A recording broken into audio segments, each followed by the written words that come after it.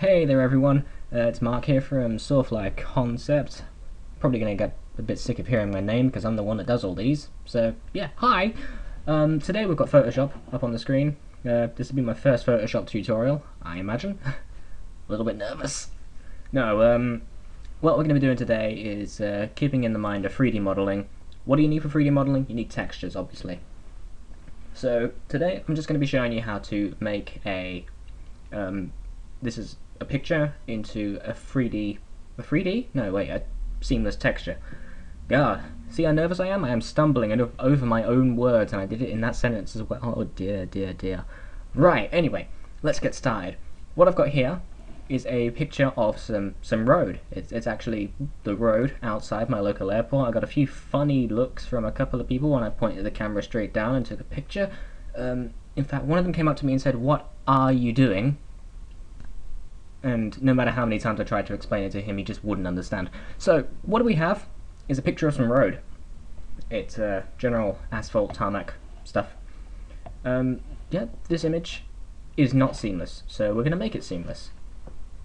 Now we can just go ahead and use this image as we like. We can make this into a seamless texture, but there are a couple of problems with it. The first problem is it's not in the power of 2.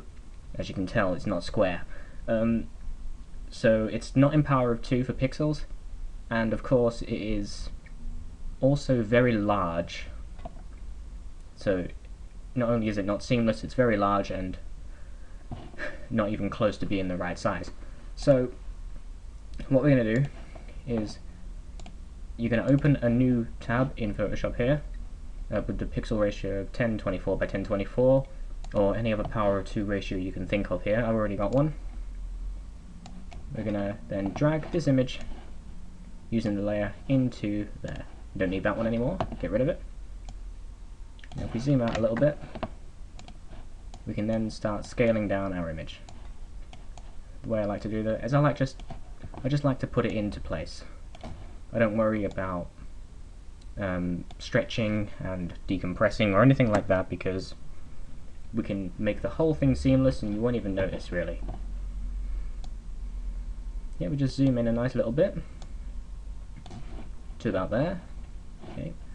What we're going to do now is just to make sure everything's inside our canvas, we're going to use the crop tool and just crop it like that. That just makes sure that everything's inside the canvas when we're working with only what we can see.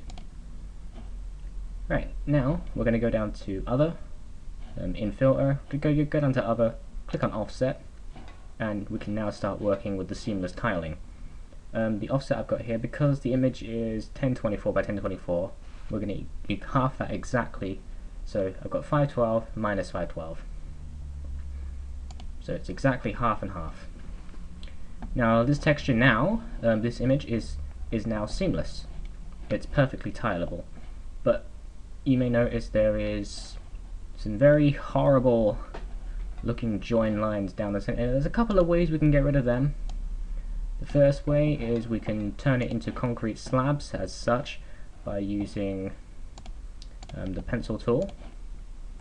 Just go ahead and select black for this. So now you can use the pencil tool for that just by going straight down the center, and the same on the other side, straight across the center. We then get rid of our things. I did that on the layer below it because I'm not actually going to be using it, but that's what would appear above this.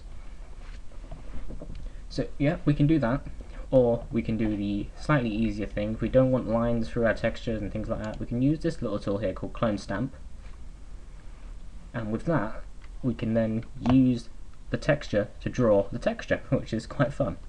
So if we just hold down Alt and click, let go of Alt, still got the other layer selected. Let's try that again. Hold down Alt and click. There we go.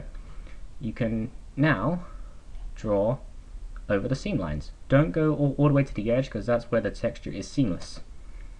And just paint. Gets rid of those pesky join lines. Just keep going down. Select another piece. Something you might be interested in to know is the more random bits you select, the better the texture will look, because it will be more of a uniform color. So just essentially just going nuts, really.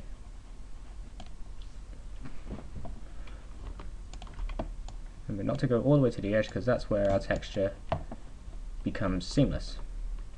If we like, we can get the lighter pieces and just bring them around the edges a little bit. So from there, just use the lighter bits to take them around the edges so it looks more uniform. Now, as you can see, right there, we now have a perfectly seamless texture with no pesky, horrible join lines in there. Now, there's one very easy way to check to make sure this is perfectly seamless, and that would be to turn it into a pattern on Photoshop. I've done this a few times, so you might see the same texture in there about 4 or 5 times. Just click on Edit and go down to Define Pattern. You can name it what you like. We're just going to call it Test, and I've spelt that wrong as well. Test, I don't know what it is, Test 5. Put an X at the end just in case. Test 5 for me. And then to double check it's seamless, just double click on your layer, pattern overlay. See, I've done this a few times. Just click on the texture that you got there, that should be Test 5, yep. Test 5X. To make sure it's seamless, just drop it down to 50%, so you can see it tiled 4 times. Yeah. That is a perfectly seamless texture in my mind. You can now go ahead and save it as what you like. If you want to get rid of the pattern overlay, just simply Control Alt and Z, and it goes away. Yep, you can now go ahead and save your image as what you like, whether that be PNG, BMP, JPEG, whatever you use. And yeah, there you go. That's how you transform a mindless, meaningless picture of some road into a useful, not meaningless texture. But yeah, anyway, thanks for watching this Photoshop tutorial. It's the first one I've done, as I've said before. Comment, subscribe, let me know your thoughts. If there's anything else you'd like to know Photoshop-wise, go to this great channel, Photoshop Pro Help. It's in the links in the description. He's also in my featured channels. Also, if you have anything to do with SketchUp, comment, and I'll be sure to try my best to help you out. Thanks for watching, everyone. I'll catch you all later.